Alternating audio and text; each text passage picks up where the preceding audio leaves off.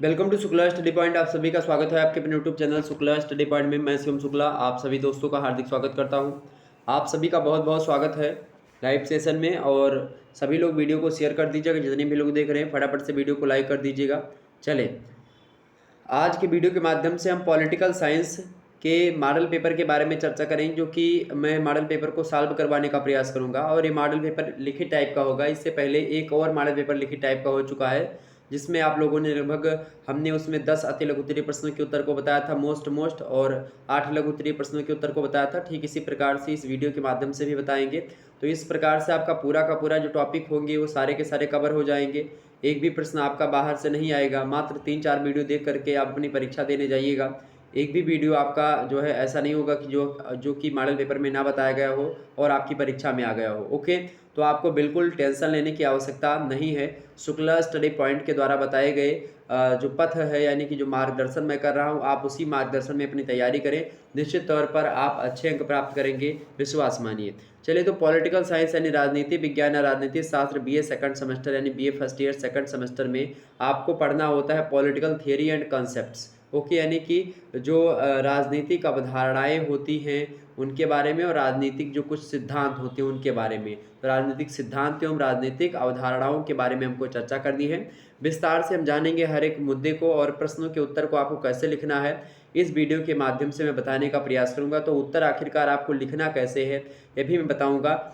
तो इस प्रकार से ये आपका दूसरा मॉडल पेपर है, लेकिन यहाँ पर पहला पड़ा हुआ है, तो आप इसको देखिएगा। एक मॉडल पेपर और पड़ा हुआ है, उसको देख लीजिएगा।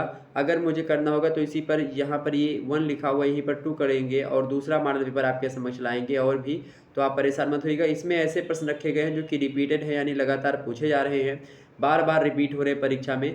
तो इन प्रश्नों पर हम फोकस करेंगे खास करके, जो कि लगातार पूछे जा रहे हैं। देखिएगा, यहाँ पर आपके समक्ष आ चुका है स्क्रीन पर। देखें, यहाँ पर आप देखिएगा, 1 मिनट। बीए प्रथम वर्ष सेकंड सेमेस्टर की बात हो रही, राजनीति शास्त्र यानी पॉलिटिकल साइंस की। ठीक है, राजनीतिक सिद्धांत और अवधारणाएं पढ़ना है आपको। पॉलिटिकल थियरी एंड कॉन्सेप्ट्स के बारे में हमको जानना है कि यहाँ से कैसे कैसे प्रश्न आते हैं। 2022-23 इन सभी की परीक्षाओं के लिए आप देखिएगा, तो ये वीडियो बहुत ही ज़्यादा महत्वपूर्ण होगा। तो आने वाले समय में चाहे आप तैयारी कर रहे हो, चाहे अभी के लिए तैयारी कर रहे हैं, सभी के लिए महत्वपूर्ण होगा। चलिए, सभी प्रश्नों के उत्तर यहाँ पर आपको खंड आ से देने होंगे। खंड आ यानी अति लघु उत्तरीय प्रश्न। जब भी आप पेपर जाएंगे तो उसमें कुछ निर्देश दिए होते हैं, पेपर में लिखे हुए होते हैं कि सभी खंडों के उत्तर निर्देशानुसार दीजिए। तो आप ज़रूर एक बार निर्देश जो भी दिया जाता है उस निर्देश को सही तरीके से पढ़ें, और पढ़ने के बाद में तब उत्तर देने का प्रयास करें। ओके, 50 शब्दों में हर एक प्रश्न के उत्तर को लिखना है आपको अति लघु उत्तरीय के। इस प्रकार से यहाँ पर गाइडलाइन है, और सभी प्रश्न करने हैं। 10 क्वेश्चंस होंगे, 10 के 10 प्रश्न आपको अति लघु उत्तरीय करने होते हैं। आइए हम चर्चा करते हैं। अब जैसा भी होगा, इस वीडियो के बनाने का मकसद मेरा यह है कि अति लघु उत्तरीय प्रश्नों को आपको कैसे लिखना है, लघु उत्तरीय प्रश्नों को और दीर्घ उत्तरीय प्रश्नों को कैसे लिखना है, इन समस्त चीज़ों को बताने का मुख्य रूप से प्रयास किया जाएगा। चले, पहला प्रश्न आपसे पूछ लिया गया भैया। पहला प्रश्न क्या है, एक बार सभी लोग दोस्तों के पास, सभी दोस्तों के पास, अपने जो भी दोस्त हैं, चाहे बॉय चाहे गर्ल, सभी के पास वीडियो को शेयर कर दीजिएगा, ताकि सभी हमारे छात्र छात्राएं देखें और अच्छे तरीके से अपने नंबर लाएं। देखिए, प्लेटो ने आत्मा के कितने गुण बताए हैं, मोस्ट इम्पोर्टेंट ये प्रश्न है। प्लेटो कौन था? प्लेटो का नाम आप लोगों ने सुना होगा, एक बहुत प्रसिद्ध विचारक माने जाते हैं प्लेटो। प्लेटो की एक पुस्तक है, बड़ी फेमस पुस्तक है। वो कौन सी है? रिपब्लिक पुस्तक जो है, ये बड़ी फेमस पुस्तक है जो कि प्लेटो की है। और प्लेटो के ही जो है प्रकार से शिष्य रहे हैं अरस्तु। और अरस्तु की बात देखिएगा आप, तो अरस्तु के भी एक प्रकार से आप देखिएगा, अरस्तु की एक पुस्तक है जिसका नाम है रिटोरिक्स। ये भी बड़ी फेमस पुस्तक है। तो इन सभी पुस्तकों को भी ध्यान में रखिएगा। हालांकि एक महासंग्राम वीडियो मैंने बताई है, उसमें समस्त चीज़ों पर चर्चा कर ली है। ये प्रश्न क्या है आपका कि प्लेटो ने आत्मा के कितने गुण बताए हैं। तो आपको लिखना है कि प्लेटो एक प्रसिद्ध दार्शनिक है, इतना आपको लिखना है। प्लेटो एक प्रसिद्ध दार्शनिक था, उसकी एक पुस्तक बड़ी फेमस है जिसका नाम जो है रिपब्लिक है, इतना लिखेंगे। इसके बाद में आप जो भी पूछा गया है, यानी कि अच्छा, प्लेटो ने आप लिखेंगे, अतः प्लेटो ने अपनी पुस्तक जो है रिपब्लिक में जो है आत्मा के कितने गुण बताए हैं? 3 गुण बताए हैं। या यह ना मेंशन करें कि अपनी पुस्तक में, तो ऐसे लिख दीजिए कि प्लेटो ने आत्मा के मुख्य रूप से 3 गुण बताए हैं, जो कि निम्नवत हैं, यहाँ इस प्रकार से हैं। ठीक है, पहला कौन सा है? बुद्धिमत्ता यानी इंटेलिजेंस। दूसरा कौन सा होगा आपका शक्ति यानी कि पावर, और तीसरा कौन सा बताया इन्होंने, आनंद यानी कि प्लीजर। तो इस प्रकार से ये तीन चीजें बताई प्लेटो ने, आत्मा के तीन गुण बताए। कौन कौन सा, पहला तो बुद्धिमत्ता, इंटेलिजेंस। ओके, आत्मा में ही इंटेलिजेंस छुपी हुई होती है, यानी कि आत्मा और बुद्धि कहीं ना कहीं पे, यानी कि आत्मा के ही गुण होता है। बुद्धिमत्ता जो होती है, जो इंटेलिजेंस होता है, बुद्धि लब्धि होती है, इंटेलिजेंट क्वेश्चन होता है, आईक्यू लेवल जिसको कहते हैं, वो आत्मा का ही गुण होता है, पहला गुण। और आत्मा के अंदर ही शक्ति होती है, यानी कि पावर वाला जो गुण होता है वो भी आत्मा के अंदर होता है। ये बताया किसने, प्लेटो महोदय ने। इसके बाद में प्लेटो महोदय और बताते हैं कि आनंद, आनंद भी आत्मा का क्या होता है, आनंद भी आत्मा का ही एक गुण होता है, यानी कि क्वालिटी ऑफ सोल। ओके, ये बात ध्यान रखिए। तो इस प्रकार से ये सोल की प्रॉपर्टीज या क्वालिटीज होती हैं जो कि मैंने बताई, और किसके अनुसार, तो अकॉर्डिंग टू प्लेटो। ओके, समझ में आ गई बातें। तो जब भी आपसे ऐसे प्रश्न पूछे जाएं, आप बड़े आसानी से इन चीज़ों को लिखने का प्रयास करें। तो प्लेटो ने आत्मा के कितने गुण बताए, तीन गुण बताए। कौन कौन से, बुद्धिमत्ता, शक्ति और आनंद। समझ में आ गई बातें। तो आपको इतने लिख देना, आपका सिंपल सी परिभाषा हो गई इसकी, हो गया प्रश्न। अगला प्रश्न आपके समक्ष आ चुका है, अगला प्रश्न आपके समक्ष आ चुका है मेरे प्यारे दोस्तों, कि राजनीतिक दलों के प्रकार बताइए। राजनीतिक दलों के प्रकार बताइए। राजनीतिक दल होते क्या हैं? राजनीतिक दलों का पहला आधार क्या होता है? नागरिकों का संगठन होता है। अगर नागरिक संगठन नहीं होगा तो राजनीतिक दल एक प्रकार से किसी काम का नहीं है। तो आप लिखिएगा कि राजनीतिक दलों का पहला आधार क्या होता है? नागरिकों का संगठन होता है। क्योंकि जिस देश में रह रहे हैं उन नागरिकों का एक संगठन हो जो कि दल बनाने का प्रयास करे, तो ये होता है क्या, राजनीतिक दल। इसके अलावा आप देखिएगा राजनीतिक दलों के प्रकार की बात की जाए तो आप लिखिएगा कि मुख्य रूप से राजनीतिक दल तीन प्रकार के होते हैं। कितने प्रकार के? मुख्य रूप से, जब भी आप लिखें तो ऐसे लिखें, या प्रमुख रूप से या मुख्य रूप से। तो मुख्य रूप से राजनीतिक दलों के तीन प्रकार होते हैं। पहला लिखिएगा हेडिंग डाल करके, पहला एक दलीय प्रणाली, फिर दूसरा लिख दीजिएगा द्विदलीय प्रणाली, और तीसरा लिख दीजिएगा बहुदलीय प्रणाली। तो राजनीतिक दल कई प्रकार के होते हैं। एक तो एक दलीय प्रणाली होता है, यानी जहाँ पर एक ही दल शासन कर रहा हो ऐसा राज्य, जहाँ पर दो दल शासन कर रहे हो ऐसा राज्य, और जहाँ पर बहुत सारे दल हों तो बहुदलीय प्रणाली हो गई। तो राजनीतिक दल मुख्य रूप से तीन प्रकार के होते हैं, एक दलीय प्रणाली, दूसरी द्विदलीय प्रणाली, और तीसरी बहुदलीय प्रणाली। समझ में आ गई? कोई चीज़ क्लियर हो गया? अच्छा, राजनीतिक दलों का अगर आपसे कार्य पूछे कि कोई एक आध कार्य बताओ, तो इसी में आप मेंशन कर दो, ना हो तो इसी प्रश्न में, कि राजनीतिक दलों का मुख्य कार्य नीतियों का निर्धारण करना होता है। किसका? जो नीति वगैरह बनाई जाती है, जो मोरल वैल्यूज़ होती हैं, उनको उनका निर्माण करने में मुख्य भूमिका रहती है राजनीतिक दलों की। तो इस प्रकार से ये एक प्रकार से राजनीतिक दल के बारे में मैंने आपको बता दिया। वैसे राजनीतिक दल के कुछ गुण भी होते हैं, जैसे कि राजनीतिक चेतना हुआ, जनमत का निर्माण करना हुआ। तो ये सब किसका? ये सब राजनीतिक जो दल होते हैं उन्हीं की प्रॉपर्टीज़ होती हैं। तो इस प्रकार से आप लोगों ने ये चीज़ें समझी। बोलो समझ में आया कि नहीं आया? सारी चीज़ें क्लियर हो रही ना? एक भी प्रश्न आपका छूटेगा नहीं, बिल्कुल। आप बस मेरे मॉडल पेपर जो भी मैंने बताया है, सारे के सारे मॉडल पेपर को आप फॉलो करें, आसानी से आपकी सारी चीज़ें क्लियर हुई होंगी, ये बात मैं गारंटी के साथ बोल सकता हूँ। अगला प्रश्न देखिएगा, तीसरा नंबर। तो इस प्रश्न का उत्तर हो गया आपका। ओके, तीसरा नंबर प्रश्न है कि राजनीतिक विज्ञान की परिभाषा दीजिए। राजनीति विज्ञान की परिभाषा दीजिए। तो सबसे पहले राजनीति विज्ञान जो शब्द है ये कहाँ से बना? राजनीति शब्द का जो बना है ये अंग्रेजी शब्द पॉलिटिक्स से बना है, और पॉलिटिक्स शब्द जो है ये आंग्ल भाषा का शब्द है। पॉलिटिकल शब्द, पॉलिटिकल जो शब्द है, पॉलिटिक्स जो शब्द जिससे राजनीति बना है, ये किसका है? ये अंग्रेजी भाषा का शब्द है पॉलिटिक्स। और ये पॉलिटिक्स जो शब्द है ये अंग्रेजी भाषा का होते हुए, ये चूंकि अंग्रेजी भाषा बनी है यूनानी भाषाओं के प्रभाव में आकर के, तो यूनानी भाषा का जो पोलिस शब्द है, यूनानी भाषा का कौन सा शब्द है भैया? आप लिखेंगे यूनानी भाषा के पोलिस शब्द से बना है पॉलिटिक्स, और पॉलिटिक्स का हिंदी रूपांतरण है राजनीति। ओके, जिसका अर्थ क्या होता है? नगर या फिर राज्य। ओके, ये बात ध्यान रखिएगा। क्योंकि यूनान में प्राचीन काल में छोटे छोटे जो नगर होते थे वही राज्य के रूप में संगठित हुआ करते थे। तो इस प्रकार से आप देखिएगा कि प्रत्येक व्यक्ति राज्य के क्रियाकलापों में भाग लेता था, और नगर की जो है आप देखिएगा कि नगर राज्य की स्थापना या व्यवस्था से संबंधित समस्त बातों का ज्ञान कराने वाला जो विषय होता था उस समय, उसी को पॉलिटिक्स या राजनीति बोला जाता था। तो इसी ये एक प्रकार से राजनीति विज्ञान का अर्थ हुआ। अगर अर्थ पूछता तो ये भी बता सकते थे, लेकिन पूछी क्या गई? परिभाषा पूछी गई है। थोड़ा सा अगर अर्थ बता पाएँ तो बता देंगे तो ज़्यादा सही रहेगा। अगर अर्थ नहीं बताते हैं तो आप 2 विद्वानों के अनुसार परिभाषा लिख दीजिएगा और एक अपनी परिभाषा छोटी-सी, तो या फिर एक विद्वान की परिभाषा उसके बाद में अपनी परिभाषा, बस हो गया। वैसे राजनीति विज्ञान की परिभाषा को लेकर के विद्वानों में मतभेद रहा है। शुरुआत में परंपरागत कुछ ट्रेडिशनल डेफिनेशन दी गई है पॉलिटिकल साइंस की, जैसे कि परंपरागत परिभाषाओं में कुछ विद्वान राज्य जैसे कि राज्य का अध्ययन मानते हैं, कुछ विद्वान जो है सरकार का अध्ययन मानते हैं। जो राज्य का अध्ययन मानते हैं उनमें गार्डनर का नाम आता है। गार्डनर महोदय कहते हैं, डॉक्टर गार्डनर, कि राजनीति विज्ञान का प्रारंभ और अंत राज्य से ही होता है। ये कथन बड़ा फेमस है। बोर्ड पर मैंने इस चैप्टर को समझाया है, राजनीति विज्ञान की परिभाषा को बताया है, इसके विषय क्षेत्र को बताया है, इसकी प्रकृति को समझाया है। 3-4 चैप्टर आपके पढ़े हुए होंगे, आप देख लीजिएगा।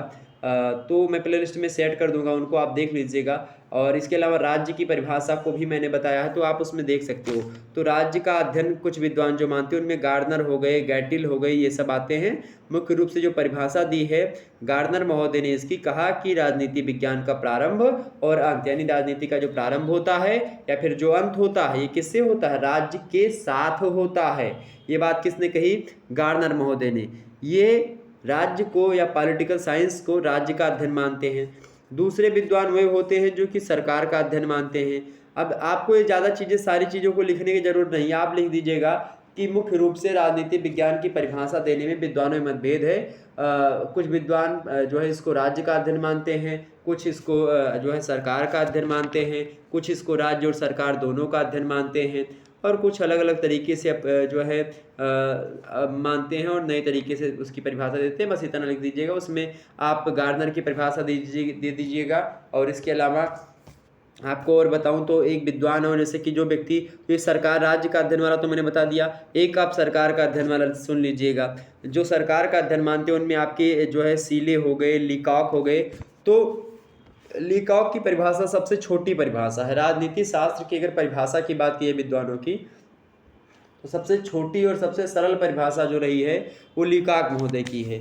लीकॉक महोदय सीधे कहते हैं कि राजनीति विज्ञान सरकार से संबंधित विद्या होती है या सरकार से संबंधित ज्ञान होता है। क्या?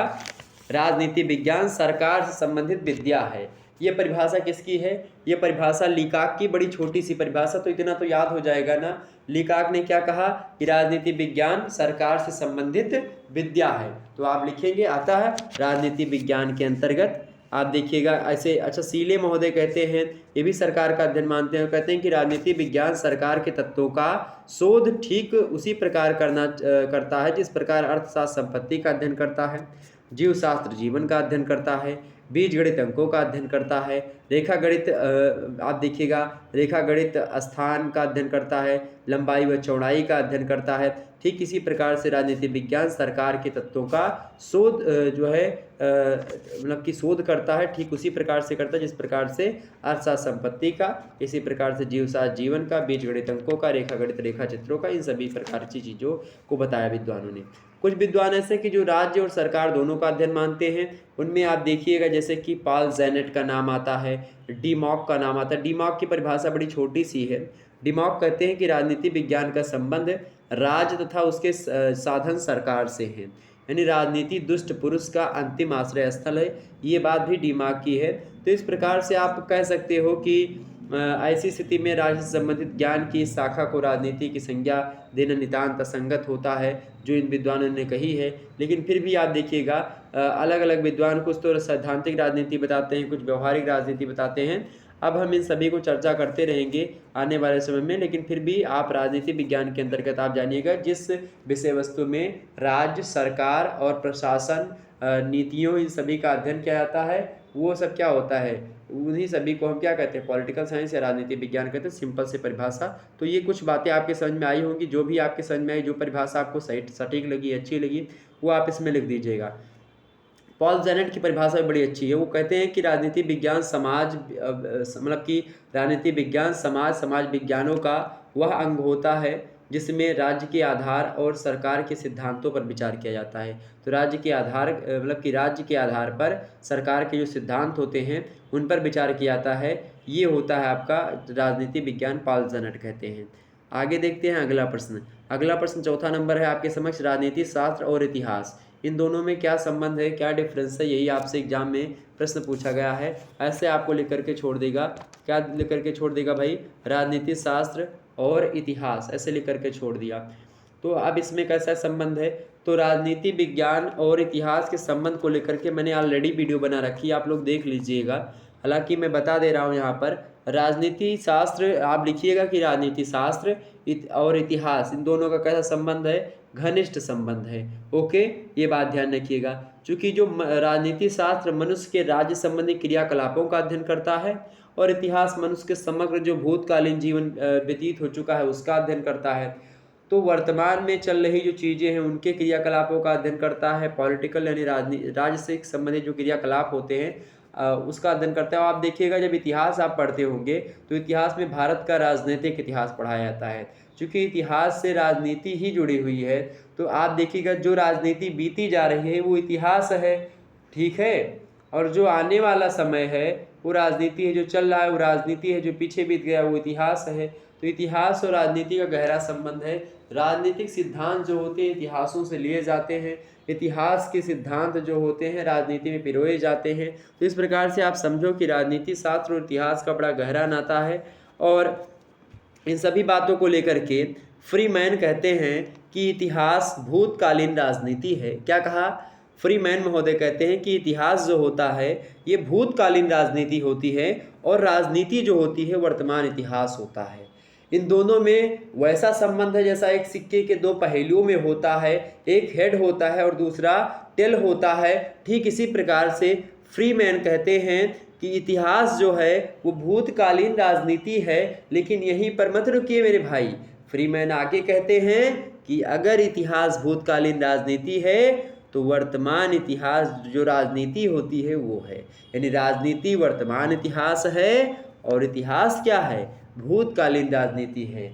यानी कि आप देखते होंगे पॉलिटिकल हिस्ट्री ऑफ इंडिया आपको पढ़ाया जाता है, भारत का राजनीतिक इतिहास पढ़ाया जाता है, भारत का सामाजिक इतिहास, भारत का सांस्कृतिक इतिहास, भारत का धार्मिक इतिहास, भारत का भौगोलिक इतिहास का अध्ययन आपको बीए में नहीं करना पड़ता है। आपको तो आप लोग पढ़े लिखे हो, आप लोगों को पता होगा। कुछ छात्र हमारे इनमें से इतिहास मेडिवल या एंसेंट हिस्ट्री लिए होंगे, उनको पता ही होगा। तो ये चीज़ें आपके समझ में आ रही है ना भैया। चलें सभी लोग लाइक कर दीजिए, शेयर कर दीजिए। और यहीं पर नहीं, एक विद्वान और आते हैं सीले महोदय। सीले महोदय कहते हैं इसी मान्यता को लेकर के इतिहास और राजनीति शास्त्र के संबंध को बताते हुए कहते हैं कि राजनीति शास्त्र के बिना इतिहास निसफल है। कैसा है, निसफल है, बेकार है एकदम से। और इतिहास के बिना राजनीति शास्त्र का निराधार, मतलब कि राजनीति शास्त्र जो होगा वो निराधार हो जाएगा। यानी राजनीति शास्त्र अगर हटा लिया जाए इतिहास से तो इतिहास में पढ़ने लायक कुछ बचेगा ही नहीं।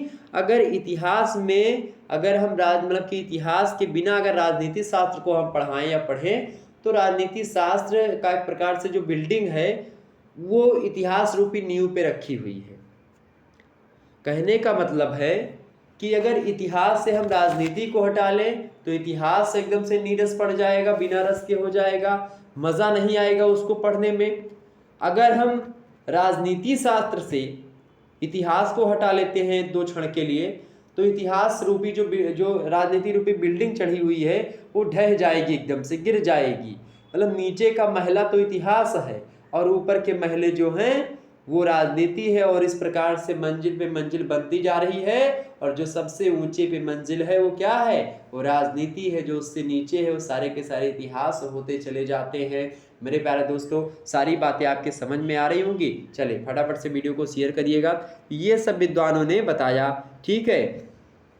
तो अलग अलग विद्वान जैसे बिलोबी भी बताते हैं, लॉर्ड एक्टन भी इसकी दोनों की जो है सभी को देते हुए कहते हैं। तो इस प्रकार से तमाम सारी चीज़ें हैं। हालांकि कुछ चीज़ें मैं बता दे रहा हूँ इनके संबंध में। ये देखिए, पहला होता है राजनीति शास्त्र के लिए इतिहास की उपयोगिता बहुत ज़रूरी है। दूसरी बात, इतिहास राजनीति की क्या है, प्रयोगशाला है। तीसरी बात, इतिहास के लिए राजनीति की उपयोगिता भी जरूरी है। तो इस प्रकार से 3 पहलू हैं जो कि इन तीनों को सिद्ध करते हैं। तो इस प्रकार से आप कह सकते हैं लास्ट में कि इतिहास और राजनीति जो हैं ये एक दूसरे के पूरक हैं, एक दूसरे के कॉम्प्लीमेंट हैं, एक दूसरे पर अन्योनाश्रित हैं, एक दूसरे पर निर्भर हैं, एक के अभाव में दूसरा निश्चित रूप से अधूरा है। तो कहने का मेरे मतलब ये है, अन्योनाश्रित का मतलब होता है कि अगर एक ना रहे इनमें से तो दूसरा एक प्रकार से दूसरे की कल्पना दैट इज इम्पॉसिबल, संभव नहीं है। ठीक, तो दोनों जैसे कि जिस प्रकार से स्त्री और पुरुष एक दूसरे पर निर्भर रहता है दैनिक क्रियाओं के लिए, कि बिना स्त्री के पुरुष का नहीं चल सकता, बिना पुरुष के स्त्री की नहीं। तो इस प्रकार से जिस प्रकार से पुरुष स्त्री का संबंध है, जिस प्रकार से जो है कहीं ना कहीं पे और भी तमाम प्रकार की चीज़ों का संबंध है। एक सिक्का का जैसे कि हेड और टेल होता है, बिना हेड के टेल निष्फल है, बिना टेल के हेड निष्फल है। ठीक इसी प्रकार से इतिहास और राजनीति का संबंध है, लेकिन फिर भी इनमें कई सारे अंतर होते हैं। फ्रीमैन कहते हैं कि इतिहास भूतकालीन की राजनीति है और राजनीति जो है वर्तमान का इतिहास है। इस प्रकार से इनमें अंतर भी आता है, लेकिन अंतर होते हुए भी एक प्रकार से क्या है, चूँकि अगर अंतर आपसे पूछे तो क्या लिखेंगे, इतिहास का क्षेत्र राजनीति शास्त्र के क्षेत्र से बहुत ज़्यादा बड़ा होता है, विस्तृत होता है, पहला अंतर। दूसरा अंतर, इतिहास और राजनीति शास्त्र की बात की, अध्ययन पद्धतियों में दोनों में अंतर है। तो इस प्रकार से ये चीज़ें क्लियर हो गई। ओके, आगे बढ़ते हैं और भी मुद्दों को हम समझने का प्रयास करते हैं। तो यहाँ तक सारी चीज़ें आपके समझ में आ गई होंगी, कहीं पर भटकने की आपको आवश्यकता बिल्कुल भी नहीं होगी। ओके, चले अगला प्रश्न देखिएगा नवा। चले 5वां नंबर प्रश्न आपके समक्ष है, व्यवहारवाद। व्यवहारवाद क्या है भैया? व्यवहारवाद क्या है? तो व्यवहारवाद ऐसे लिख करके छोड़ दे अगर आपकी परीक्षा में कि व्यवहारवाद, अब इसके बारे में बताओ आप। तो व्यवहारवाद होता क्या है? व्यवहारवाद की बात की है तो आप इसमें जैसे कि ये छोड़ दिया तो इसका मतलब इसकी परिभाषा के बारे में आपसे पूछ रहा है या अर्थ के बारे में। ओके, तो द्वितीय विश्व युद्ध के बाद में क्या हुआ, परंपरागत राजनीति विज्ञान के विरोध में एक व्यापक सी क्रांति शुरू हो जाती है। और द्वितीय विश्व युद्ध कब हुआ? द्वितीय विश्व युद्ध कब समाप्त हुआ? 1945 ईस्वी के आसपास आप देखिएगा तो समाप्त हो जाता है। ठीक है, तो 1945 ईस्वी के बाद से आप देखिएगा 1945 ईस्वी के बाद में राजनीति विज्ञान के विरोध में एक व्यापक क्रांति आती, परंपरागत रूप से चल रही आ रही होती है, और यही क्रांति व्यवहारवाद के नाम से जानी जाती है। राजनीति शास्त्र में एक क्रांति जो कि 1945 के बाद शुरू होती है उसी को हम व्यवहारवाद कहते हैं। व्यवहारवाद या व्यवहारवादी जो उपागम है वो राजनीतिक तथ्यों की व्याख्या और विश्लेषण का एक विशेष तरीका होता है, जिसमें द्वितीय विश्व युद्ध के बाद अमेरिकी जो राजवैज्ञानिक हैं उनके द्वारा विकसित किया गया है व्यवहारवाद। और इसकी जड़ें जो है महायुद्ध के पहले ही शुरुआत हो चुकी थी।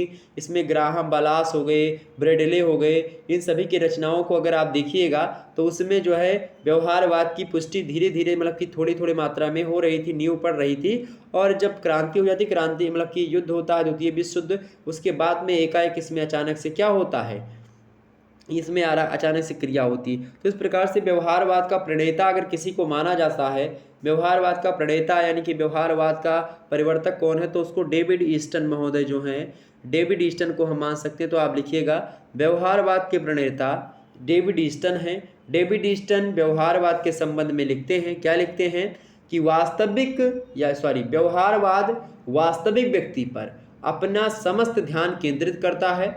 व्यवहारवाद के अध्ययन की इकाई मानव ऐसा व्यवहार है जिसका प्रत्येक व्यक्ति द्वारा पर्यवेक्षण किया जाता है, मापन और सत्यापन ये सारी चीज़ें की जाती हैं। व्यवहारवाद राजनीतिक व्यवहार के अध्ययन से राजनीति की रचनाओं, राजनीति की जो प्रक्रियाएं हैं उन सभी के बारे में वैज्ञानिक व्याख्याएं विकसित करना चाहता है। कौन? व्यवहारवाद। तो वास्तविक व्यक्ति पर अपना समस्त ध्यान केंद्रित करता है और उसी के व्यवहार के हिसाब से, और इकाई मानव का एक ऐसा व्यवहार है जिसको प्रत्येक व्यक्ति द्वारा पर्यवेक्षण, मापन और सत्यापन किया जाता है। तो व्यवहार पर एक प्रकार से खास करके डिपेंड होकर के राजनीति का अध्ययन करते हैं ये लोग। तो इस प्रकार से व्यवहारवाद है। तो कुल मिलाकर के एक विद्वान है डेविड ट्रमैन कहते हैं कि व्यवहारवाद से अभिप्राय है अनुसंधान व्यवस्थित हो तथा उसका प्रमुख जो आग्रह आधुनिक प्रणालियों के प्रयोग पर होना चाहिए, ये डेविड ट्रमैन महोदय कहते हैं। इस प्रकार से व्यवहारवाद के बारे में बातें होगी जो कि मैंने आपको बता दी। वैसे व्यवहारवाद आप लिखेंगे लास्ट में कि व्यवहारवाद एक ऐसा उपागम है जिसका उद्देश्य राजनीतिक जीवन के अनुभाविक पक्ष को ऐसी प्रणालियों, सिद्धांतों और कसौटियों के द्वारा जो आधुनिक अनुभाविक विज्ञान के अधिनियमों, अभिसमयों और अभिग्रहों को पूरा करती हों स्पष्ट करना होता है। और यह विज्ञान के अनुभाविक तथ्यों को वैज्ञानिक बनाने का, जिस अर्थ में उसकी गणना हम अनुभाविक विज्ञानों में करते हैं, एक प्रयत्न मात्र होता है। तो इस प्रकार से ये होता है आपका व्यवहारवाद, यानी कि एक प्रकार से व्यवहारिक रूप से हम किसी विषय वस्तु को समझें। व्यवहारवाद के कई सारे कारण रहे हैं, क्योंकि परंपरागत अध्ययन पद्धतियों के प्रति असंतोष रहा लोगों का, अन्य सामाजिक विज्ञानों की से प्रेरणा मिली इन लोगों को, और इन लोगों ने कहा कि नहीं, राजनीति में भी ऐसा होना चाहिए। द्वितीय विश्व युद्ध का प्रभाव इस पर बहुत ज़्यादा पड़ा। इसके अलावा नवीन अध्ययन पद्धतियों का प्रयोग हुआ, जिससे व्यवहारवाद की जो एक प्रकार से जो जड़ होती है और मजबूत होता है। तो ये क्लियर हो गया आपका व्यवहारवाद। अगला प्रश्न आपके समक्ष 6वां नंबर, राज्य के तत्व बताइए। राज्य के तत्व बताइए। राज्य होता क्या भाई?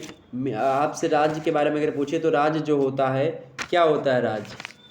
राज्य जो होता है, राज्य की अगर बात की जाए तो राज्य की परिभाषा को देते हुए सिसरो महोदय कहते हैं कि राज्य बहुसंख्यक मनुष्यों का वह समाज होता है जिसके सदस्यों में अधिकारों तथा समाजों के, यानी जो समाज के लाभ होते हैं, उनको परस्पर मिलकर के उपभोग करने की जो भावना होती है, उसी को हम राज्य कहते हैं। तो राज्य क्या होता है?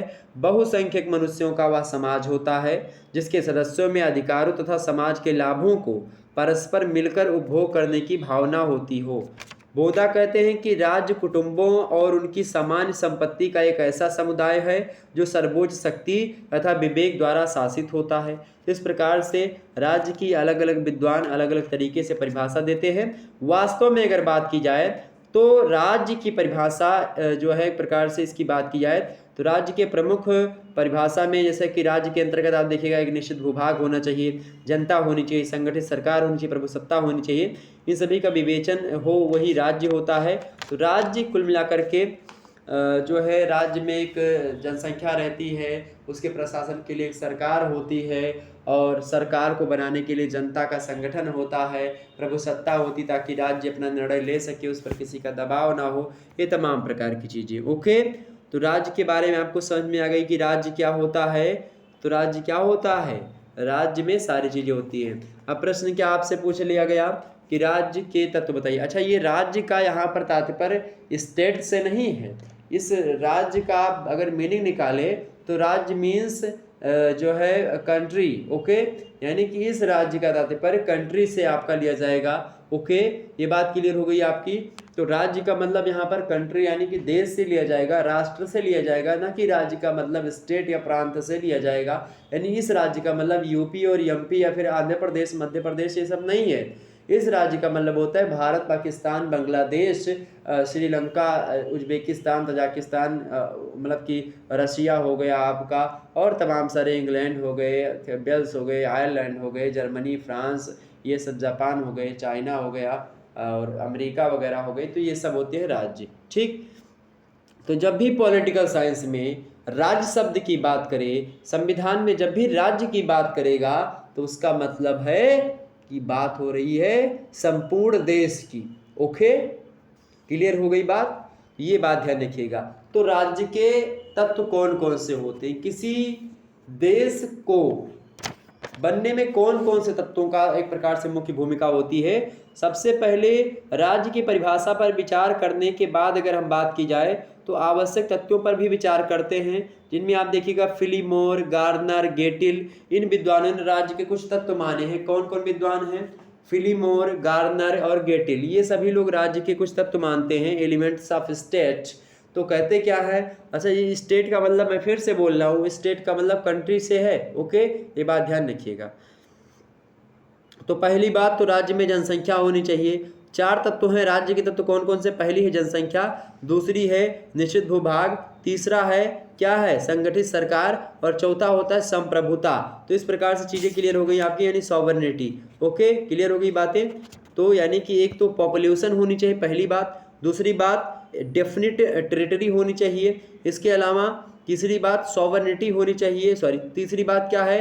जो है ऑर्गेनाइज्ड गवर्नमेंट होनी चाहिए, और चौथी बात है सॉवरेनिटी होनी चाहिए। तो ये 4 तत्व मिलकर के किसी भी देश का निर्माण करते हैं। अगर इन चारों तत्वों में से, इन चारों एलिमेंट्स में से कोई भी एलिमेंट एक मिसिंग होता है तो वो राज्य नहीं कहलाएगा। ठीक है, अगर सॉवरेनिटी की अगर बात करें, इसको हटा दें, सरकार भी उस देश में है, ठीक है, यानी कि ऑर्गेनाइज्ड गवर्नमेंट भी है, जनसंख्या भी निवास कर रही है, यानी पॉपुलेटरी मतलब कि पॉपुलेशन भी है, निश्चित भूभाग भी है, यानी कि डेफिनेट टेरिटरी भी है। लेकिन अगर सॉवरेनिटी नहीं है तो राज्य नहीं कहलाएगा, देश नहीं कहा जाएगा, या फिर प्रशासन है सरकार नहीं तो भी नहीं कहलाएगा, या फिर इनमें से एक यानी जनसंख्या नहीं है या संगठित सरकार नहीं तो भी नहीं होगा, या जनसंख्या नहीं तो भी नहीं होगा। तो इस प्रकार से ये 4 तत्व हैं किसके, राज्य के। ओके, तो जनसंख्या समझ में आ गया, जनसंख्या समझ में आ गया, यानी कि जो लोग रह रहे वही जनसंख्या हो गई। ठीक, और दूसरी बात क्या मैंने बताई थी आपको, निश्चित भूभाग। निश्चित भूभाग माने होता है कि एक सीमा के अंदर, जैसे भारत का एक नक्शा बना, जैसे भारत का नक्शा मैं बताऊं तो भारत का नक्शा जैसे यहाँ पर ये बना हुआ है, भारत का नक्शा मान लेते हैं, ये भारत का नक्शा मैं बना दूं इसे,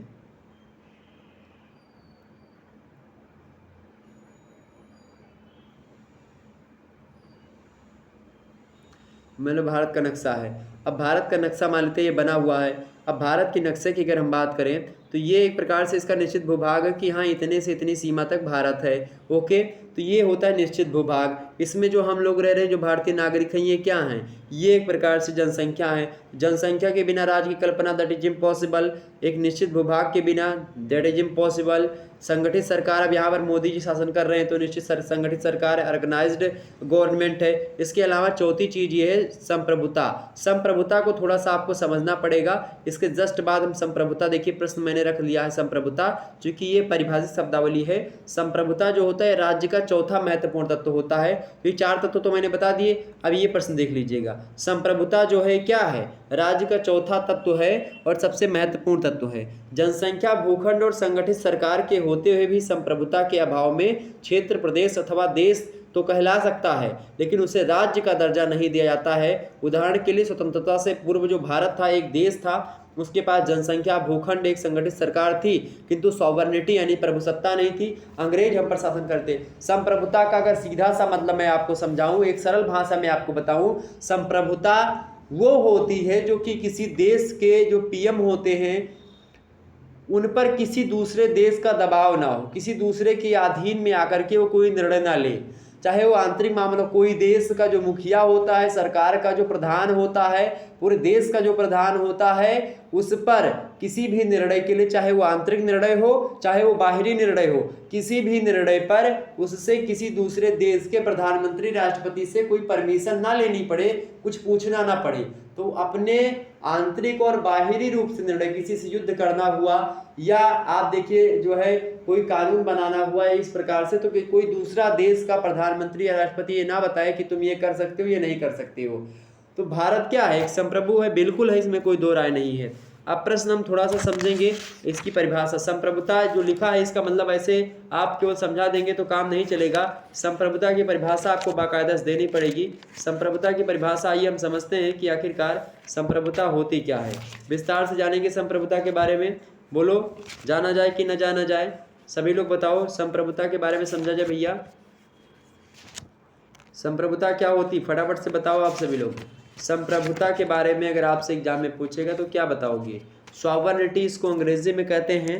और एक प्रकार से संप्रभुता जो शब्द है इसकी अगर बात की तो अंग्रेजी भाषा के सॉवरेनिटी शब्द से तो बना है, लेकिन अंग्रेजी का जो ये भाषा का जो सॉवरेनिटी शब्द है ये किससे बना है, सुपर प्लस एनस, यानी कि सुपरएनस से बना है। सुपरएनस से बना है, किससे बना है, सुपरएनस। तो सुपर और एनस से बना है, सुपर और एनस, ठीक है, सुपर और एनस से बना है आपका जो सुपरएनस है। ओके, और ये लैटिन शब्द हैं और इसका मतलब क्या होता है, इसका मतलब होता है सर्वोच्च शक्ति यानी सुप्रीम पावर। तो यही होता है आपका, यानी कि राज्य विज्ञान के अंतर्गत प्रभुसत्ता राज्य की वह सर्वोच्च शक्ति मानी गई है जो राज्य के समस्त नागरिकों को आदेश देती है तथा उसका पालन करती है। अतः राज्य को यदि एक सावयव के रूप में हम ले लें तो उसका निर्माण करने वाले जो अन्य तत्व हैं उसकी शारीरिक रचना करते हैं, जबकि प्रभुसत्ता उस संरचना का बौद्धिक एवं प्राण तत्व है। यानी अगर सावयव माने एक शरीर मान ले हम उसको, अगर हम राज्य को एक शरीर माने, यानी कि कंट्री को एक शरीर हम मान लेते हैं कोई राज्य है उसको हम क्या माने, एक शरीर मान लें, तो उसमें तो जैसे कि निश्चित भूभाग हो गया, एक संगठित सरकार हो गई, उसमें रह रहे लोग हो गए, तो ये सब उसके तो एक प्रकार से मानते हैं हाथ पैर हैं, ये सब शरीर का निर्माण हो गया 3 तत्वों से मिलकर के। लेकिन जो उसमें प्राण आत्मा पड़ती है, वो सॉवरेनिटी रूपी आत्मा पड़ती है, उस देश तभी वो राज्य कहलाता है। ठीक है, क्लियर हो गई। यानी अगर हम उसको सावयव माने तो क्या होगा, यानी उसको शारीरिक अगर ढांचा माने हम राज्य को या देश को, तो उसमें 3 तत्व जो होते हैं उसके जो है ज्ञानेंद्रिया वगैरह पूरा जितना भी होता है पूरा शरीर का स्ट्रक्चर है। तो बाकी जब तक उसमें आत्मा रूपी यानी कि सोल जो होता है वो यही होता है, यानी आत्मा जो होती है वो सॉवरेनिटी होती है। ये क्लियर हो गई। तो सॉवरेनिटी की परिभाषा को देते हुए अलग अलग विद्वान अलग अलग तरीके से परिभाषा देते हैं। उनमें से एक विद्वान आते हैं बोंदा, और जॉन बोंदा जो है बड़े फेमस एक प्रकार से पॉलिटिकल साइंटिस्ट हैं, और ये कहते हैं जो है सुप्रसिद्ध विचारक रहे हैं बोंदा, और ये कहते हैं कि संप्रभुता, और बोंदा ने संप्रभुता की सीमा बताया, बोंदा ने संप्रभुता को डिफाइन भी किया है अपनी पुस्तकों में, हर पुस्तकों में, आप अधिकतर पुस्तकों में इनके देखेंगे। तो बोंदा महोदय जो हैं, जॉन बोंदा, संप्रभुता ये कहते हैं कि संप्रभुता नागरिकों और प्रजाजनों के ऊपर राज्य की वह सर्वोच्च शक्ति है जिस पर कानून का कोई प्रतिबंध नहीं होता है, वो होती है। तो राज्य की वह सर्वोच्च शक्ति है जिस पर कानून का कोई प्रतिबंध ना हो, वो होती है संप्रभुता। जबकि आप देखिएगा बिलोबी कहते हैं, बड़ी छोटी सी परिभाषा बिलोबी की है, कहते हैं कि संप्रभुता राज्य की सर्वोच्च इच्छा होती है, और इसी इच्छा को कोई दूसरा देश दबा ना सके तो वही संप्रभु देश हो गया। ठीक।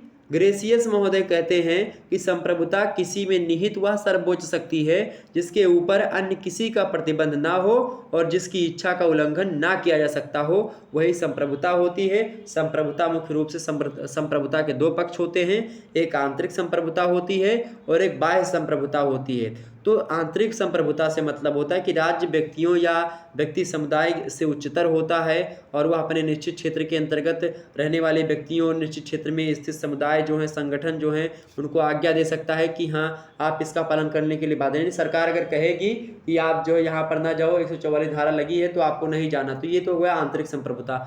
बाहरी संप्रभुता वो है कि राज्य किसी भी बाहरी सत्ता के प्रत्यक्ष या अप्रत्यक्ष नियंत्रण से मुक्त हो। यानी भारत जो है पाकिस्तान या फिर भारत जो है क्या निर्णय लेगा क्या नहीं लेगा, इस पर अमेरिका और चीन या फिर रूस कुछ नहीं बोलेगा।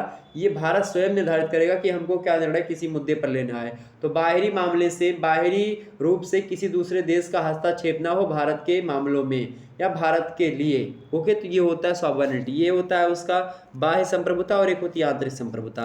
तो क्लियर हो गई। संप्रभुता की कई सारी विशेषताएं होती है। संप्रभुता निरपेक्ष होती है, संप्रभुता में अस्थायित्व होता है, संप्रभुता सर्वव्यापक होती है, संप्रभुता में एकत्व होता है, संप्रभुता में मौलिकता होती है, संप्रभुता में चिरभोक्ता होती है। संप्रभुता एक प्रकार से आप देखिएगा जिस भी राज्य में नहीं है वो राज्य एक प्रकार से अधूरा सा लगने लगता है।